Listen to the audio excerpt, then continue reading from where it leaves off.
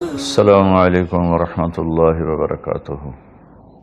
بسم اللہ الرحمن الرحیم، والصلاة والسلام علی رسولہ الکریم وعلی آلہ وصحبہ اجمعین۔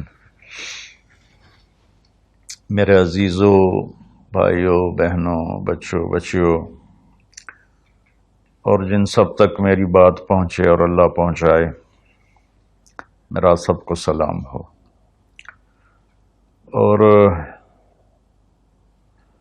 میں پچھلے دنوں گر گیا تھا، لیکن شکر ہے اللہ کا، ہڈی نہیں ٹوٹی، کوئی دانت نہیں ٹوٹا، لیکن پورے چہرے میں درد ہے۔ تو مجھے ایسے خیال ہے کہ کچھ قرآن کے ساتھ سفر کرنا چاہیے، کچھ حدیث پاک کے ساتھ۔ تو جتنی ہمت ہوگی میں آپ کے سامنے کچھ نہ کچھ پیش کرتا رہوں۔ تو آج میں نے قرآن پاک سے ایک بڑی خاص چیز اخذ کی ہے، وہ آپ کو پیش کرنا چاہتا ہوں۔ انسان کے علاوہ جتنی مخلوق ہے سب تعلیم یافتہ ہے۔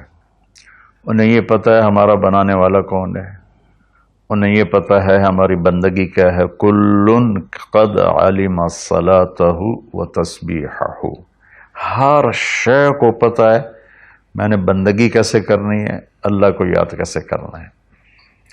تو یہ آیت بڑی خوبصورت ہے پوری کائنات کو بتانے کے لیے کہ ایک پتھر کو بھی پتہ ہے کہ میرا رب کون ہے اور میری بندگی کیا ہے، میری نماز کیا ہے۔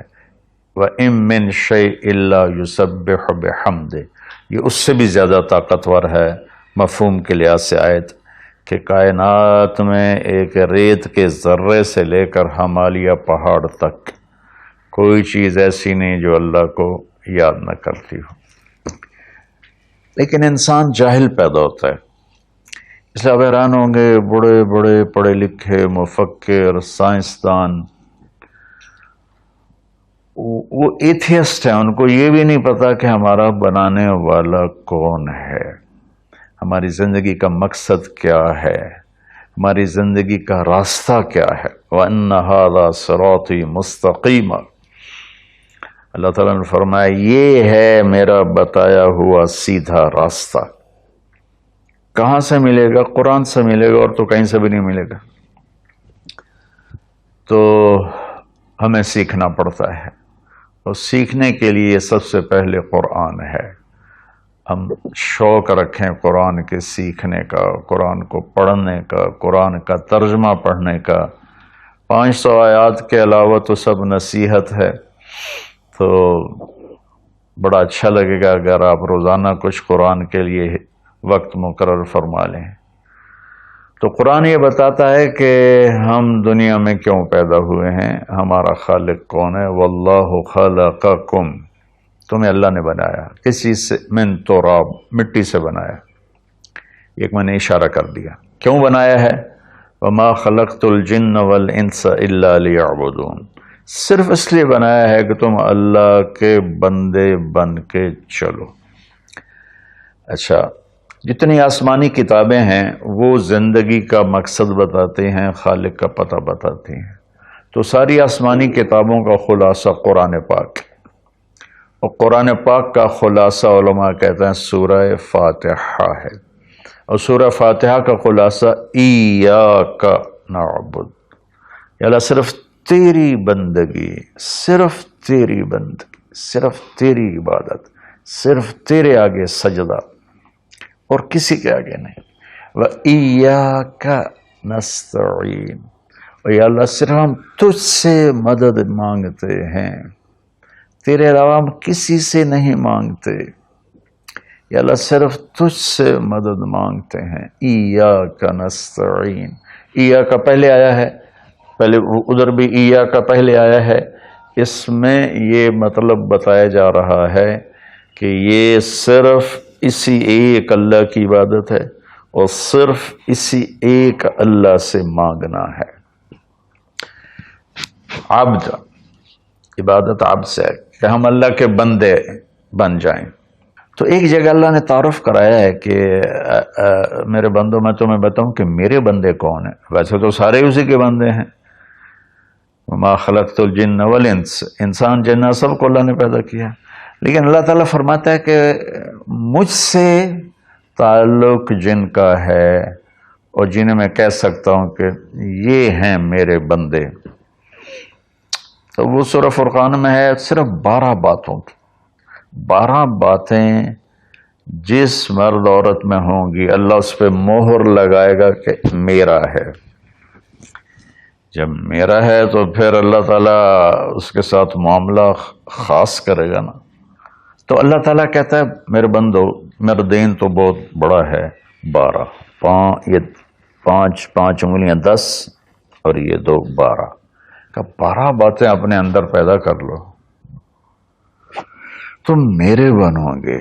پھر جو تمہاری طرف ہاتھ اٹھے گا اس سے میں کاٹوں گا، جو پاؤں اٹھے گا اس سے میں توڑوں گا، جو آنکھ اٹھے گی اس سے میں پھوڑوں گا۔ تو پہلے میرے بنو تو صحیح۔ وہ کیا ہیں؟ وعباد الرحمن الذین یمشون علی الارض ہونا، پہلی صفت کہ اللہ کہتا ہے میرے بندے کون ہیں؟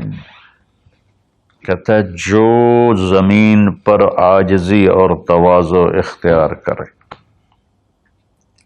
اللہ اکبر۔ زمین جب کسی کو اقتدار مل جاتا ہے تو اکڑ کے چلتا ہے، پیسہ مل جاتا ہے اکڑ کے چلتا ہے، شہرت مل جاتی ہے اکڑ کے چلتا ہے۔ تو اللہ نے کہا پہلی نشانی کیا ہے؟ عاجزی اختیار کرو۔ تو کوئی وظیفہ نہیں بتایا، کوئی تسبیح نہیں بتائی، کہا عاجزی اختیار کرو۔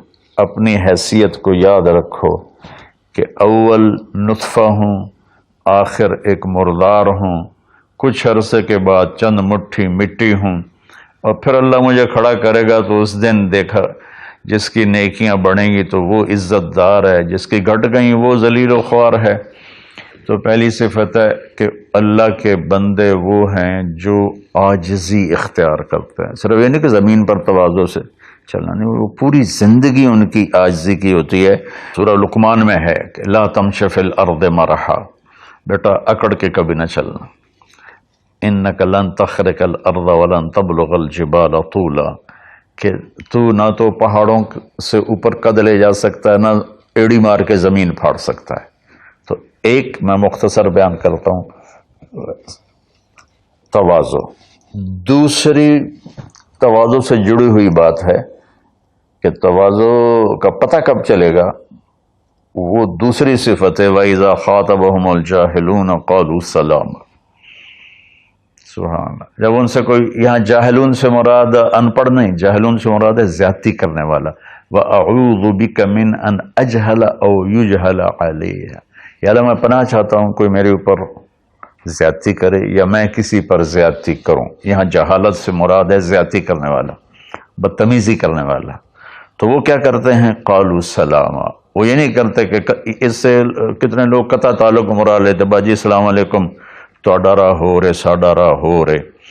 تو میرا اللہ یہ نہیں کہہ رہا، میرا اللہ کہہ رہا جب ان سے کوئی غلط گفتگو کرتا ہے، غلط معاملہ کرتا ہے، بدتمیزی کرتا ہے، تو وہ آگے تمیز کے ساتھ بات کرتے ہیں، وہ غصے سے بپھر نہیں جاتے، وہ اس کے لہجے میں بات نہیں کرتے، وہ ٹھنڈے مزاج کے ساتھ اللہ اس کے رسول کو سامنے رکھ کر وہ بات کرتے ہیں۔ 2، تیسری فرمائی والذین یبیتون لربہم سجدا وقیاما، عبادت کو تیسرے نمبر پر لائے کہ میرے بندوں کی تیسری بڑی صفت یہ ہے کہ وہ رات کو اٹھتے ہیں اور مجھے یاد کرتے ہیں۔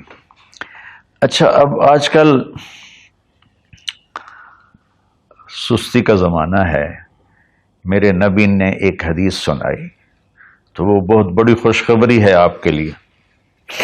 جو عشاء کی نماز باجماعت پڑھ لے اور صبح کی نماز باجماعت پڑھ لے تو اس کی رات تہجد میں لکھی جائے گی۔ قربان جاؤں اپنے نبی کی رحمت پر اور ان کے رحمت للعالمین ہونے پر کہ میرے جیسا جو سر درد کا مریض ہے وہ رات کو نہیں اٹھ سکتا تو عشاء باجماعت پڑھ لے اور فجر باجماعت پڑھ لے، ساری رات عبادت ہے۔ باقی یہ تو ہے یعنی بالکل وہ 33 نمبر والا کام ہے، لیکن ہم پاس لوگوں میں شمار ہیں، اس صفت کے حقدار کہلائیں گے۔ باقی اصل وہ ہیں جو راتوں کو اٹھ کر یاد کرتے ہیں، ایک ہوک سی دل میں اٹھتی ہے، ایک درد جگر میں ہوتا ہے، ہم رات کو اٹھ اٹھ روتے ہیں جب سارا عالم سوتا ہے۔ تو عشق تو ایسی چیز ہے۔ ملحب کلام قد نزخرفہ ان المحبت قلب وہبناہ۔ محبت اسے نہیں کہتے کہ محبوب کو چکنی چپڑی باتیں کہو، جی میں قربان جاؤں، میں صدقے جاؤں، میں واری جاؤں، آپ کے بغیر تو جی نہیں سکتا، باتوں سے نہیں کہ محبت ہے دل کو اس کے قدموں پہ نچھاور کر دو۔ بہت خوبصورت بات اللہ نے کی ہے۔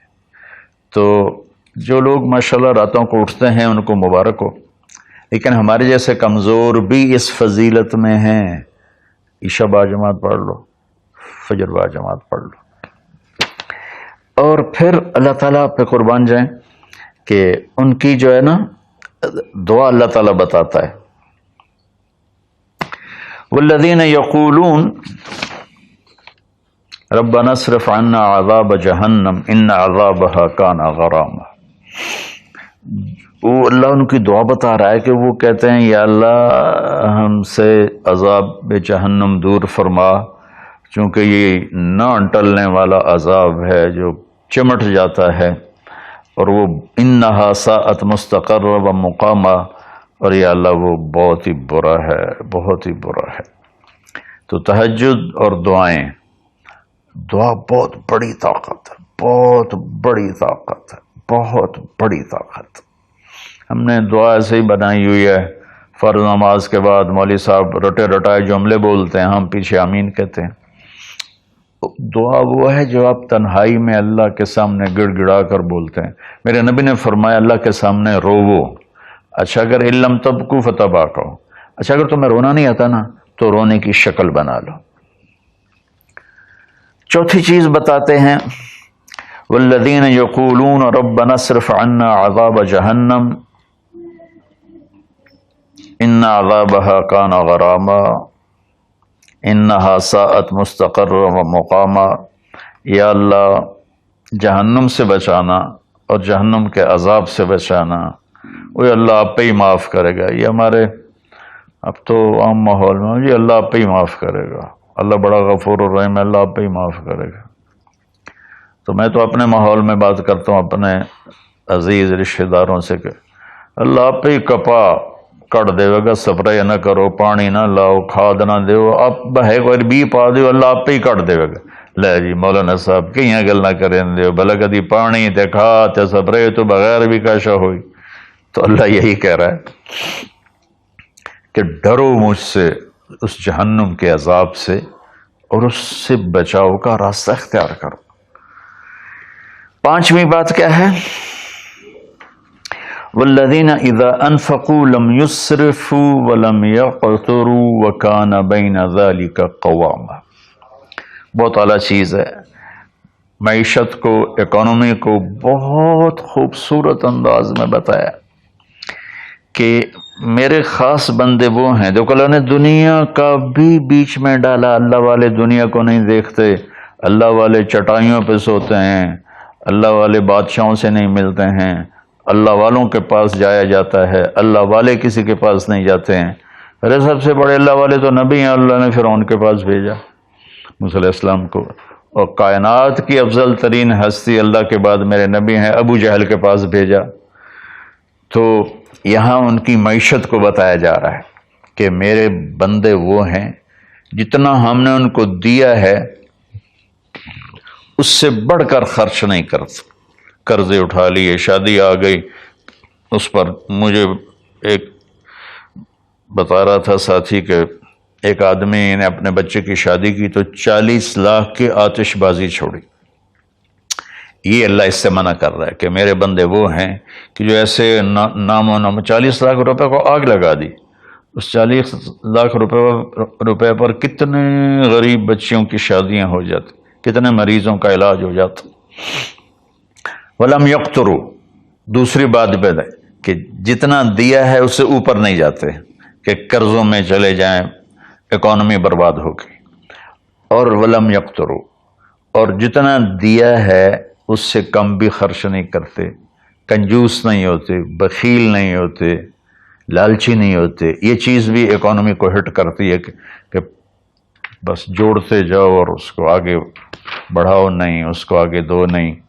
تو اللہ تعالیٰ پہ قربان جاؤں، اس نے خاص طور پر ہمارے معاشرے میں اللہ والا وہ سمجھا جاتا ہے جس کو دنیا کی خبر ہی کوئی نہ ہو، اور اللہ والا وہ ہوتا ہے جو بس مسلح پہ بیٹھا رہتا ہے۔ اور اللہ تعالیٰ یہاں ان کی اکانومی کو بتا رہا ہے کہ وہ کام کرتے ہیں، کاروبار کرتے ہیں، وہ تجارت کرتے ہیں، وہ زراعت کرتے ہیں، وہ حکومت کرتے ہیں۔ ابو بکر سے بڑھ کے اللہ والا کون ہوگا؟ خلفائے اربعہ سے بڑھ کے اللہ والا کون ہوگا؟ تو وہ اپنے خرچ کو بیلنس کرتے ہیں۔ کل پرسوں ایک ساتھی بات کر رہا تھا، اصحاب صفہ تو چٹائیوں پہ بھوکے لیٹے رہتے تھے۔ یہ شروع کی باتیں ہیں۔ عبد الرحمن بن عوف ٹاپ 10 صحابہ میں ہیں، ٹاپ 10 صحابہ میں۔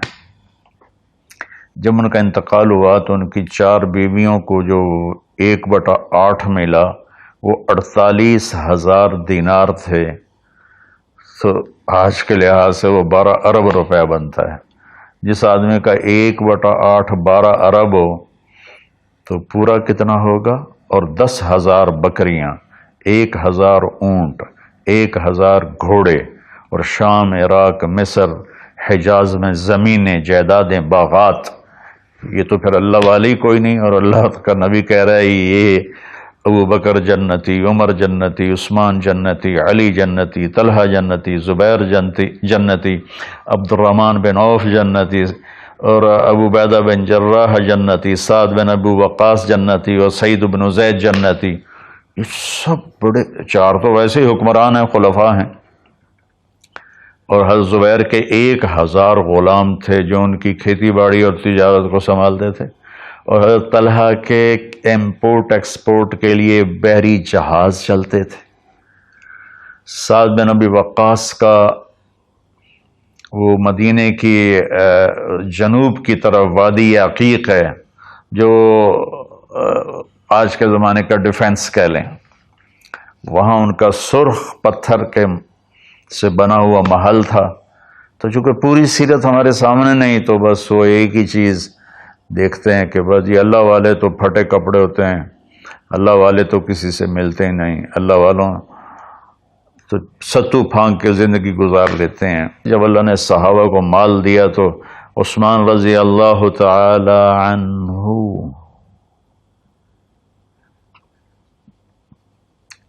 کہنے لگے اپنی بیوی نائلہ کے لیے میں نے چادر خریدی ہے 300 دینار میں، 300 دینار میں، جو 7.5 کروڑ روپیہ بنتا ہے۔ اور کہہ رہے ہیں کہ پتہ نہیں اسے پسند آئے گی کہ نہیں آئے گی۔ تو ہم بیچ میں دنیا کو نکال نہیں سکتے، یہ بڑی غلط تعبیر ہے اسلام کی۔ اس کے بعد کیا ہے ان کی صفت؟ 3 کٹھی بتائی ہیں، 6، 7، 8۔ میں آپ کو 5 بتا چکا ہوں۔ تواضع، عاجزی، اور برائی کا جواب اچھائی، اور راتوں کو اٹھ کے بندگی، اور اپنے کاروبار زندگی میں اعتدال اور بیلنس آف اکانومی تب ہوگا جب اخراجات کو کنٹرول کیا جائے گا۔ وہ ایک آدمی مجھے ملنے آیا تو کہنے لگا یہ اتنے کروڑ کی گھڑی، اور میرے پاس گھڑیوں کا ڈھیر ہے، کروڑوں روپے، ہر گھڑی کی قیمت کروڑوں روپے ہے۔ یہ تو نادانی کی بات ہے، نہ کہ کوئی فخر کی بات ہے۔ پھر اللہ تعالیٰ نے بتایا 3 صفتیں کٹھی بیان فرمائیں، وہ کیا ہیں؟ والذین لا يدعون مع اللہ الہا آخر، جو توحید کا جام پیتے ہیں اور اللہ کے سوا کسی کو اس کا شریک نہیں ٹھہراتے۔ دوسرا کیا ہے؟ وَلَا يَقْتُلُونَ النَّفْسَ الَّتِي حَرَّمَ اللَّهُ إِلَّا بِالْحَقِّ، جو ہمارے علاقے میں خاص طور پر جو قتل کی دشمنیاں ہیں، اور اپر پنجاب میں جو قتل کی دشمنیاں ہیں، گجرانوالہ کے ارد گرد، گجرات کے ارد گرد خاندانوں کے خاندان تباہ ہو کے، اور ایسی سرحد اور بلوچستان کے قبیلوں کے قبیلے تباہ ہو گئے، اور نمازی 5 وقت کے، اور میرا اللہ کہتا ہے جو کسی کو قتل نہیں کرتا سوائے حق ہے۔ حق ہے، کوئی زانی پکڑا جاتا ہے اور شادی شدہ ہے اور 4 گواہ اس پہ لگ جاتے ہیں، ہم اس کو قتل کرو۔ اور کوئی جنگ ہے کفر اور اسلام کی، جب اس جنگ میں جب سامنے آئے لڑائی کرنے والا، اسے قتل کرو۔ لیکن جیسے آج کل ہمارا ماحول ہے کہ قتل قتل قتل قتل، بھائیو اللہ کہہ رہا ہے جو میرے بندے ہیں نا وہ کسی کو ناجائز قتل نہیں کرتے۔ تیسرا کیا فرمایا؟ ولا یزنون، زنا نہیں کرتے۔ زنا کیسے پھیلتا ہے؟ بے حیائی سے، جو چند دن پہلے میں نے بات کی تھی، تو کچھ لوگوں نے برا منایا، باقی تو اکثر نے ایکسیپٹ کیا۔ زنا بے حیائی سے پھیلتا ہے۔ اللہ کہتا ہے قل للمؤمنین یغضوا من ابصارہم ویحفظوا فروجہم، ایمان والوں سے میرے محبوب کہو کہ آنکھیں نیچی رکھیں اور زنا سے اپنے آپ کو محفوظ رکھیں۔ سیم آیت وقل للمؤمنات یغضضن من ابصارہن ویحفظن فروجہن، اور ایمان والی عورتوں سے کہہ دو کہ اپنی نظریں نیچی رکھیں اور اپنے آپ کو اس فحاشی اور بدکاری سے بچائیں۔ انسان جذبات کا پتلا ہے، اس کے سامنے جب بے حیائی ہوگی تو وہ یقیناً اس کے غلط جذبات ابھریں گے۔ اس لیے میرے اللہ نے، میرے نبی نے ہمیں ایک پاکیزہ اور حیا والی شریعت عطا فرمائی، اور اللہ کا فضل ہے امت کے اندر کہیں حیا چھپا ہوا ضرور ہے۔ خاص طور پر میں اپنے ان بھائیوں سے کہوں گا جو شادی کرنے کے بعد بھی الگ عورتیں رکھی ہوتی ہیں، اللہ کی قسم میں بڑے دکھ اور شرم کے ساتھ یہ بات کر رہا ہوں، کوئی میں ہٹ نہیں کر رہا ہوں، کہ میرے بھائی جو شادی کر کے بھی اور عورتوں سے تعلق رکھتے ہیں، اور اس سے بھی گری ہوئی بات ہے میری بہنیں جو شادی کے بعد بھی غیر مردوں سے تعلق رکھتی ہیں، یہ ہے ہمارے معاشرے میں۔ اللہ اس سے ہمیں بچائے۔ تو پھر آگے اللہ کہتا ہے اگر تم نے یہ کام کیا، وَمَن يَفْعَلْ ذَلِكَ، اگر تم یہ تینوں کام کرو گے، زنا کرو گے، قتل کرو گے، شرک کرو گے، يَلْقَ أَثَامًا، بہت بڑا گناہ ملے گا، يُضَاعَفْ لَهُ الْعَذَابُ يَوْمَ الْقِيَامَةِ، بہت بڑا عذاب ہوگا، وَيَخْلُدْ فِيهِ مُهَانًا، اور ہمیشہ اس میں رہنا پڑے گا۔ لیکن إِلَّا مَن تَابَ، سوائے اس کے جس نے توبہ کر لی، وَآمَنَ، اور ایمان لایا، وَعَمِلَ صَالِحًا، اور اس نے اچھے عمل اختیار کیے۔ اب آگے خوشخبری سننا، اللہ یہ نہیں کہہ رہا اللہ ان کو معاف کر دے گا، اللہ کہہ رہا فَأُولَٰئِكَ يُبَدِّلُ اللَّهُ سَيِّئَاتِهِمْ حَسَنَاتٍ وَكَانَ اللَّهُ غَفُورًا رَحِيمًا۔ اللہ تعالیٰ فرما رہے ہیں کہ ہائے ہائے، اگر تم توبہ کر لو گے نا، ایمان لے آؤ گے، اچھے عمل کرو گے، تو میں صرف تمہیں معاف نہیں کروں گا، تمہاری برائیاں مٹا کے وہاں نیکیاں لکھ دوں گا۔ واہ قربان میرے مولا، کہتے معاف نہیں کروں گا، معاف بھی کروں گا اور تمہارے گناہوں کی جگہ نیکیاں لکھ دوں گا۔ یا اللہ ایسا کیوں کرو گے؟ کہ اس لیے کہ میں غفور الرحیم ہوں۔ تو من تاب وعمل صالحا فإنه يتوب إلى الله متابا، آگے اللہ نے بتایا کہ توبہ کرنے والا ہے کون؟ جو توبہ کرنے کے بعد اپنے عمل کو بدلتا ہے، اچھا کرتا ہے، یہ ہے صحیح توبہ کرنے والا۔ لیکن ایک خوشخبری سنا دو، مثلا ایک آدمی کی توبہ کر کے توڑ دیتا ہے۔ چند دن پہلے ایک نوجوان کا فون تھا، روز نے دھاڑے ماری کہ جی توبہ کرتا ہوں، پھر 15 دن بعد ٹوٹ جاتی ہے، پھر توبہ کرتا ہوں، پھر 15 دن بعد ٹوٹ جاتی ہے۔ میں نے کہا توبہ کرتے ہو؟ کہتا جی کرتا ہوں۔ میں نے کہا معاف ہے۔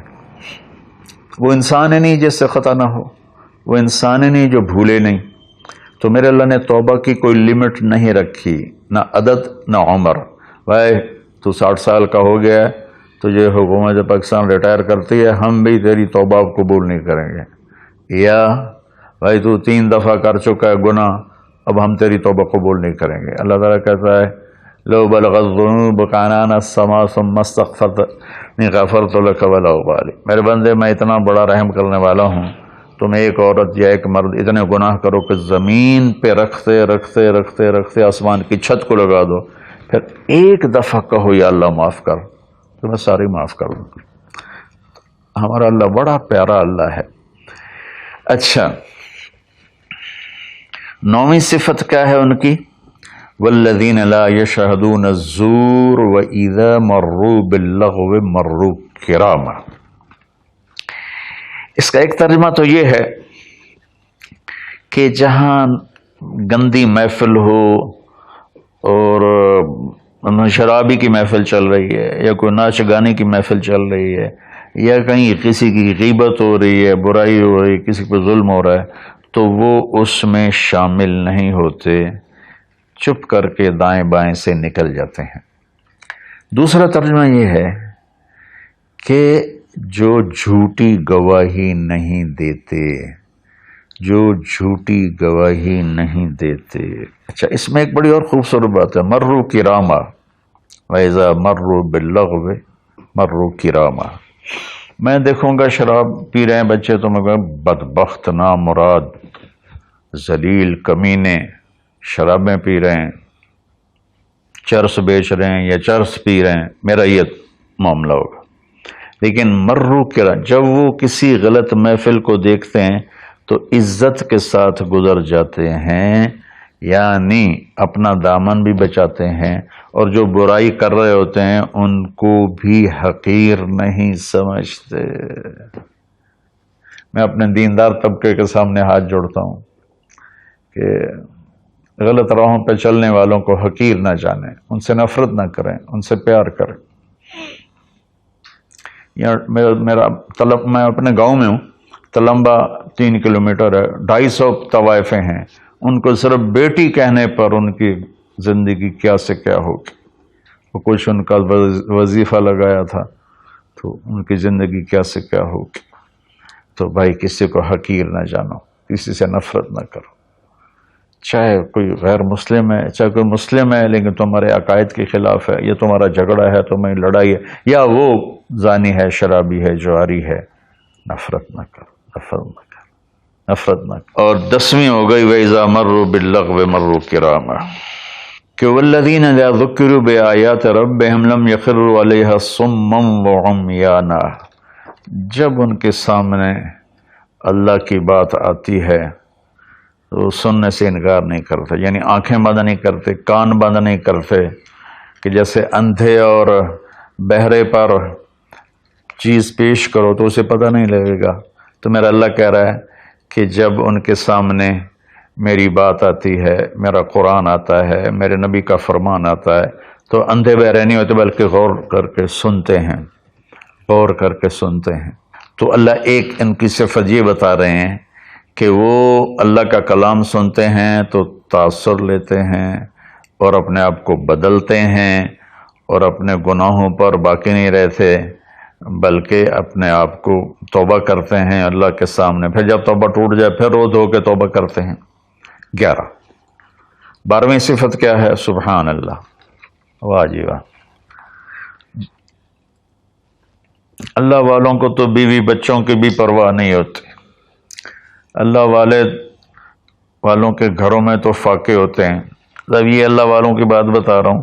والذین یقولون ربنا هب لنا من ازواجنا وذریاتنا قرۃ اعین وجعلنا للمتقین اماما. سبحان اللہ.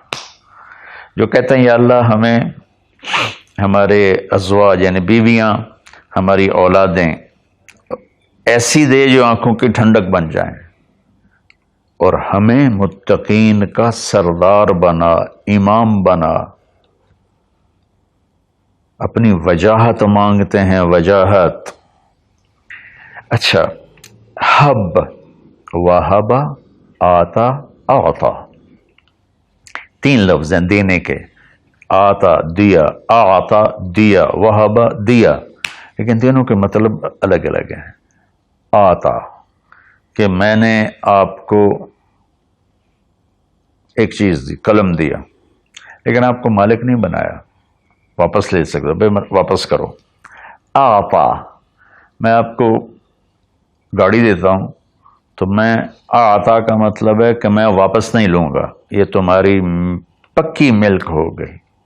وہبا میں تمہیں وہ چیز دوں گا جو تیرے خواب و خیال میں بھی نہیں ہوگی، تیرے تصور سے بھی بالا تر ہوگی۔ کیا مانگتے ہیں اللہ والے؟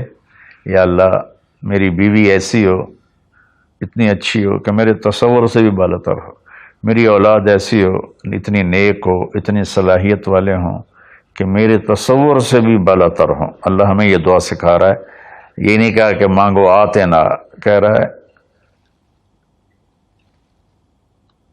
حب لنا، یا اللہ ہمارے گمان سے بھی اوپر کر کے بیوی اور بچے دے، اور ہمیں دنیا میں وجاہت دے، عزت دے۔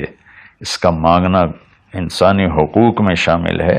ہاں ایسی وجاہت اور ایسی شہرت جس کے پیچھے شیطانی کام ہو وہ حرام ہے، ورنہ عزت نفس تو ہر انسان کو پیاری ہے۔ تو پھر اللہ تعالیٰ کہتا ہے قرۃ اعین، آنکھیں ٹھنڈی ہو جائیں۔ اس سے بڑی تعبیر پورے کلام عرب میں نہیں ہے اندر کی خوشی کی، آنکھیں ٹھنڈی ہو جانا۔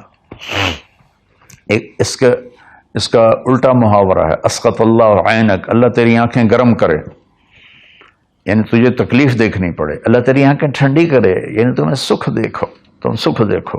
اور پھر آگے اللہ تعالیٰ کیا کہتا ہے؟ اولئک یجزون الغرفۃ بما صبروا، یہ ہیں وہ جن کو صبر کے بدلے جنت کے بڑے گھر ملیں گے۔ وَيُلَقَّوْنَ فِيهَا تَحِيَّةً وَالسَّلَامًا، جس میں گاڈ آف آنر ان کو پیش کیا جائے گا، سلام کیا جائے گا۔ خالدین فیہا، اس میں ہمیشہ رہیں گے۔ حسنت مستقرا و مقاما، جو ہمیشہ کے لیے خوبصورت رہے گا، اس کا حسن بڑھتا رہے گا، اور تمہارا بھی قیام کبھی نہ ختم ہوگا۔ میری بات تھوڑی لمبی ہو گئی، معافی چاہتا ہوں، لیکن میرے دوستو اللہ کے واسطے جو کام کرو اللہ کے بندے بن کے کرو۔ سیاست کرنی ہے اللہ کے بندے بن کے کرو، تجارت کرنی ہے اللہ کے بندے بن کے کرو، ملازمت کرنی ہے اللہ کے بندے بن کے کرو، زراعت کرنی ہے اللہ کے بندے بن کے کرو۔ اللہ تعالیٰ مجھے بھی ان 12 صفات کا عمل کرنے والا بنائے اور آپ کو بھی۔ السلام علیکم۔